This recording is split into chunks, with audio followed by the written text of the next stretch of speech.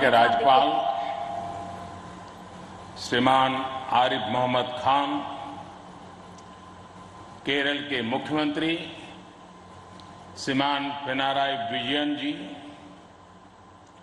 देश के रक्षा मंत्री श्रीमान राजनाथ सिंह जी, केंद्रीय मंत्रिमंडल के मेरे अन्य सहयोगीगण, chief of naval staff admiral R Harikumar ji, MD Cochin shipyard, सभी विशिष्ट एवं गणमान्य अतिथिगण और इस कार्यक्रम में जुड़े मेरे प्यारे देशवासियों, आज यहां केरला के समुद्री तट पर भारत का हर भारतवासी एक नए भविष्य के सूर्योदय का साक्षी बन रहा है। आईएनएस विक्रांत पर हो रहा ये आयोजन विश्व क्षितिज पर भारत के बुलंद होते हौसलों की हुंकार है। आजादी के आंदोलन में हमारे स्वतंत्रता सेनानियों ने जिस सक्षम, समर्थ और शक्तिशाली भारत का सपना देखा था, उसी एक सशक्त तस्वीर आज हम यहां देख रहे हैं। विक्रांत विशाल है, विराट है, विहंगम है। विक्रांत विशिष्ट है, विक्रांत विशेष भी है। विक्रांत केवल एक युद्धपोत नहीं है, ये 21वीं सदी के भारत के परिश्रम, प्रतिभा, प्रभाव और प्रतिबद्धता का प्रमाण है।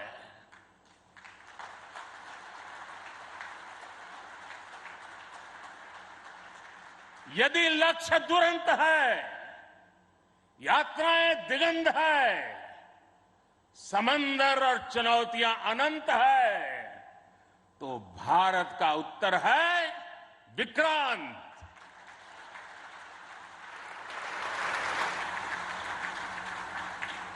आजादी के अमृत महोत्सव का अतुलनीय अमृत है विक्रांत। आत्मनिर्भर होते भारत का अद्वितीय प्रतिबिंब है विक्रांत। ये हर भारतीय के लिए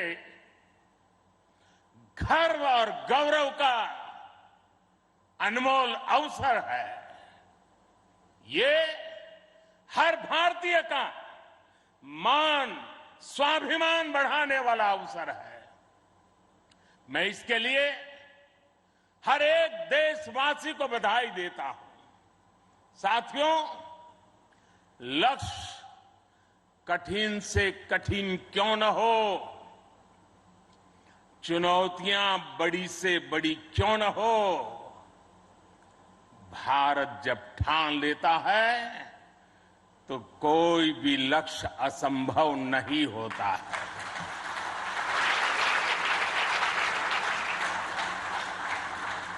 आज भारत विश्व के उन देशों में शामिल हो गया है जो स्वदेशी तकनीक से इतने विशाल एयरक्राफ्ट कैरियर का निर्माण करता है।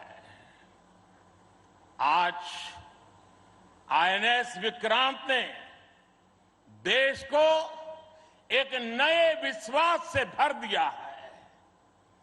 देश में एक नया भरोसा पैदा कर दिया है। आज विक्रांत को देखकर समंदर की ये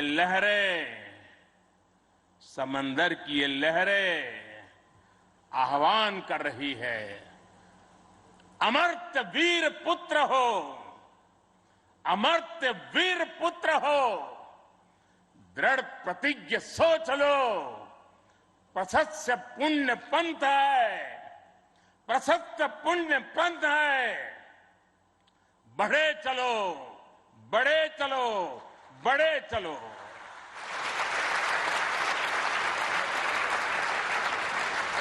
साथियों, इस ऐतिहासिक अवसर पर मैं भारतीय नौसेना का कोचिन शिपयार्ड के सभी इंजीनियर्स, वैज्ञानिकों और मेरे श्रमिक भाई बहनों का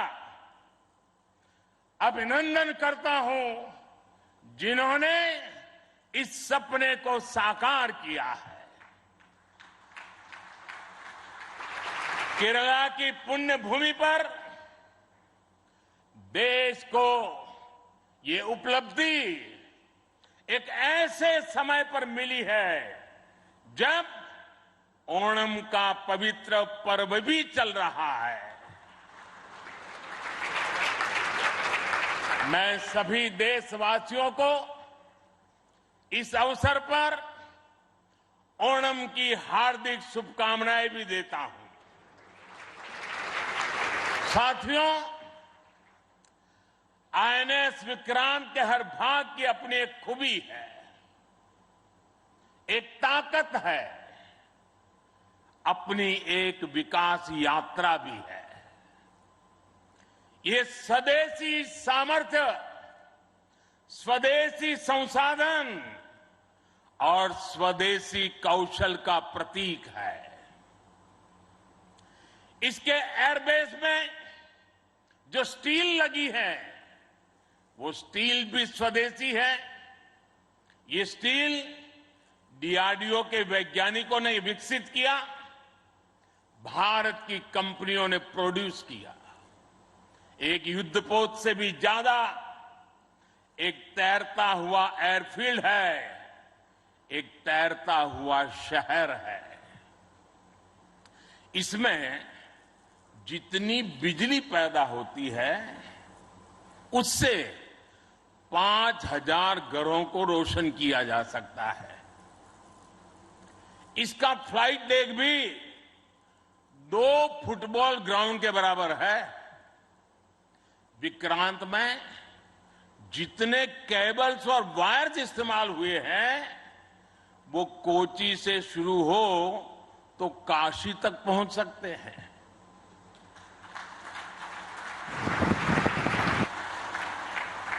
ये जटिलता हमारे इंजीनियर्स की जीवटता का उदाहरण है। मेगा इंजीनियरिंग से लेकर नैनो सर्किट्स तक पहले जो भारत के लिए अकल्पनीय था, वो हकीकत में बदल रहा है। साथियों, इस बार स्वतंत्रता दिवस पर मैंने लाल किले से पंच प्राण का आह्वान किया और हमारे हरि जी ने भी इसका उल्लेख किया।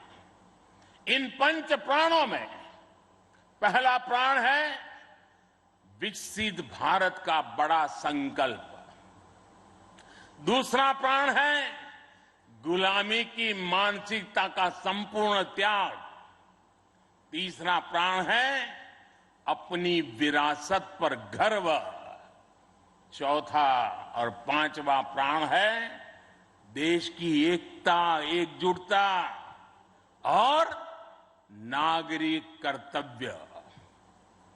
आईएनएस विक्रांत के निर्माण और इसकी यात्रा में हम इन सभी पंच प्राणों की ऊर्जा को देख सकते हैं। आईएनएस विक्रांत इस ऊर्जा का जीवन संयंत्र है। अभी तक इस तरह के एयरक्राफ्ट कैरियर केवल विकसित देश ही बनाते थे।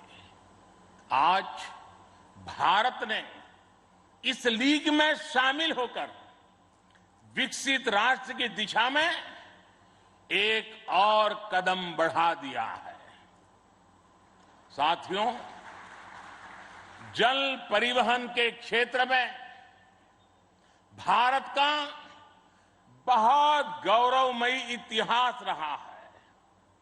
हमारी समृद्ध विरासत रही है। हमारे यहां नौकाओं और जहाजों से जुड़े श्लोकों में बताया गया है,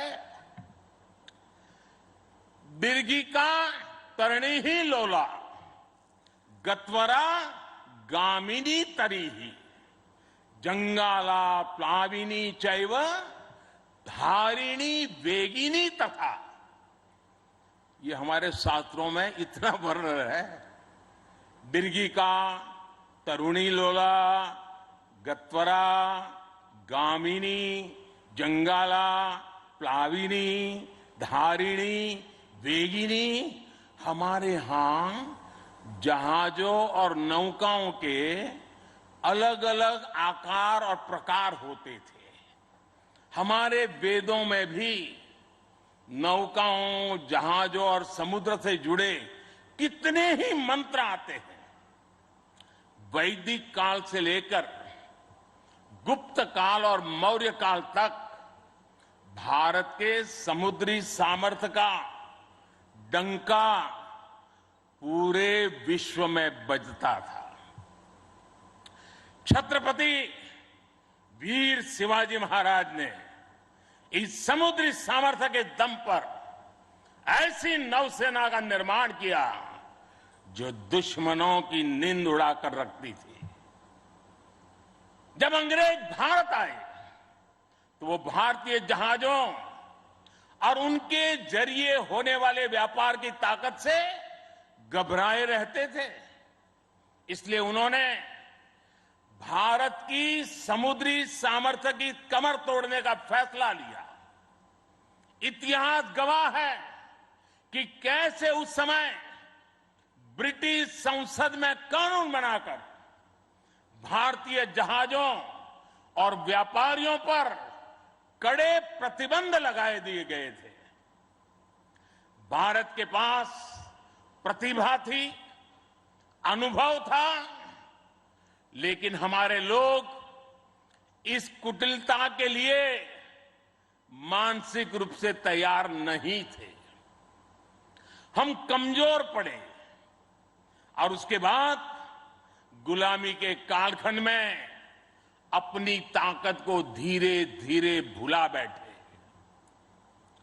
अब आजादी के अमृत काल में भारत अपनी उस खोई हुई शक्ति को वापस ला रहा है। उस ऊर्जा को फिर से जगा रहा है। साथियों, आज 2 सितंबर 2022 की ऐतिहासिक तारीख को इतिहास बदलने वाला एक और काम हुआ है।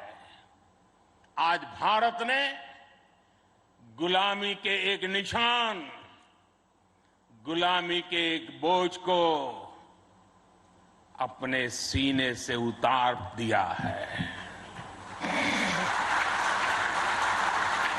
आज से भारतीय नौसेना को एक नया ध्वज मिला है।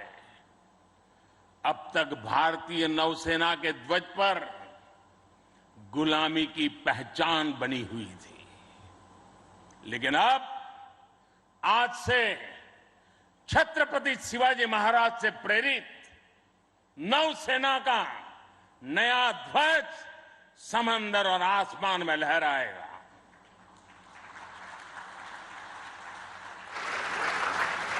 कभी रामधारी सिंह दिनकर जी ने अपनी कविता में लिखा था, नवीन सूर्य की नई प्रभा, नवीन सूर्य की नवीन प्रभा, नमो नमो नमो, नमो स्वतंत्र भारत की ध्वजा, नमो नमो नमो। आज इसी ध्वज वंदना के साथ मैं ये नया ध्वज नौसेना के जनक छत्रपति वीर शिवाजी महाराज को समर्पित करता हूं।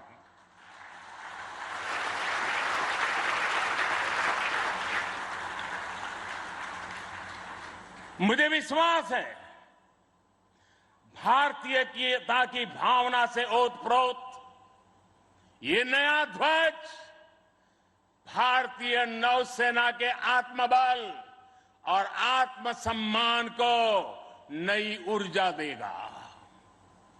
साथियों, हमारी सेनाओं में किस तरह बदलाव आ रहा है, उसका एक और अहम पक्ष मैं सभी देशवासियों के सामने रखना चाहता हूं। विक्रांत जब हमारे समुद्री क्षेत्र की सुरक्षा के लिए उतरेगा तो उस पर नौसेना की अनेक महिला सैनिक भी तैनात रहेगी। समंदर की अथाह शक्ति के साथ असीम महिला शक्ति ये नए भारत की बुलंद पहचान बन रही है। मुझे बताया गया है कि अभी नेवी में करीब 600 महिला ऑफिसर्स हैं, लेकिन अब इंडियन नेवी ने अपनी सभी शाखाओं को महिलाओं के लिए खोलने का फैसला किया है। जो पाबंदियां थी वो अब हट रही है।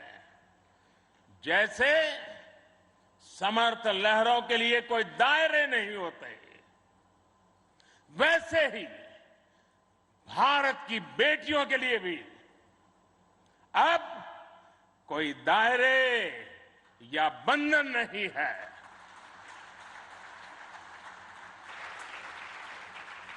अभी 1-2 साल पहले विमेन ऑफिसर्स ने तारिणी बोट से पूरी पृथ्वी की परिक्रमा की थी। आने वाले समय में ऐसे पराक्रम के लिए कितनी ही बेटियां आगे आएगी, दुनिया को अपनी शक्ति से परिचित करवाएगी। नेवी की तरह ही तीनों सशस्त्र सेनाओं में युद्धक भूमिकाओं में महिलाओं को शामिल किया जा रहा है। उनके लिए नई जिम्मेदारियों के रास्ते खोले जा रहे हैं। साथियों, आत्मनिर्भरता और आजादी को एक दूसरे का पूरक कहा जाता है। जो देश जितना किसी दूसरे देश पर निर्भर है, उतना ही उसके लिए संकट है। जो देश जितना आत्मनिर्भर है, वो उतना ही सशक्त है। कोरोना के संकट काल में हम सभी ने आत्मनिर्भर होने की इस ताकत को देखा है, समझा है, अनुभव किया है। इसलिए आज भारत आत्मनिर्भर होने के लिए पूरी शक्ति से काम कर रहा है। आज अगर अथाह समंदर में भारत की ताकत का उद्घोष करने के लिए आईएनएस विक्रांत तैयार है, तो अनंत आकाश में यही गर्जना हमारे तेजस कर रहे हैं। इस बार 15 अगस्त को पूरे देश ने लाल किले से स्वदेशी तोप की हुंकार भी सुनी है। आजादी के 75 साल बाद सेनाओं में रिफॉर्म करके भारत अपनी सेनाओं को निरंतर आधुनिक बना रहा है, आत्मनिर्भर बना रहा है। हमारी सेनाओं ने ऐसे उपकरणों की एक लंबी लिस्ट भी बनाई है जिनकी खरीद अब स्वदेशी कंपनियों से ही की जाएगी। डिफेंस सेक्टर में रिसर्च और डेवलपमेंट के लिए 25% बजट भी देश की यूनिवर्सिटीज और देश की कंपनियों को ही उपलब्ध कराने का निर्णय लिया गया है। तमिलनाडु और उत्तर प्रदेश में 2 बड़े डिफेंस कॉरिडोर भी विकसित हो रहे हैं। डिफेंस सेक्टर में आत्मनिर्भरता के लिए उठाए जा रहे इन कदमों से देश में रोजगार के अनेकों नए अवसर पैदा हो रहे हैं। साथियों, एक बार लाल किले से मैंने नागरिक कर्तव्य इसकी भी बात कही है। इस बार मैंने उसको दोहराया भी है।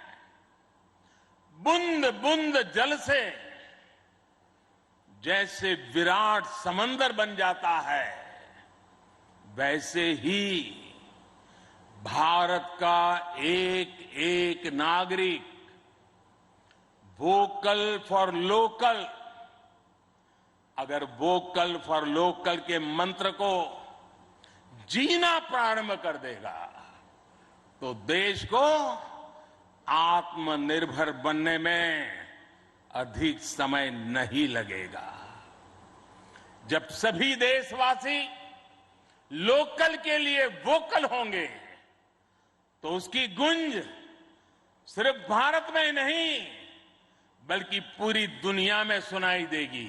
और देखते ही देखते दुनिया के जो भी मैन्युफैक्चरर होंगे उनको भी मजबूरन भारत में आकर के मैन्युफैक्चरिंग के रास्ते पर चलना पड़ेगा। ये ताकत एक एक नागरिक के अपने आप में तजुर्बे में है। साथियों, आज जिस तेजी से वैश्विक परिवेश बदल रहा है, वैश्विक परिदृश्य बदल रहा है, उसने विश्व को मल्टीपोलर बना दिया है। इसलिए आने वाले समय में भविष्य की गतिविधियां और सक्रियता का केंद्र कहां होगा, ये भविष्य दृष्टि बहुत जरूरी हो जाती है। उदाहरण के तौर पर पिछले समय में इंडो पैसिफिक रीजन और इंडियन ओशन में सुरक्षा चिंताओं को लंबे समय तक नजरअंदाज किया जाता रहा, लेकिन आज ये क्षेत्र हमारे लिए देश की बड़ी रक्षा प्राथमिकता है। इसलिए हम नौसेना के लिए बजट बढ़ाने से लेकर उसकी क्षमता बढ़ाने तक हर दिशा में काम कर रहे हैं।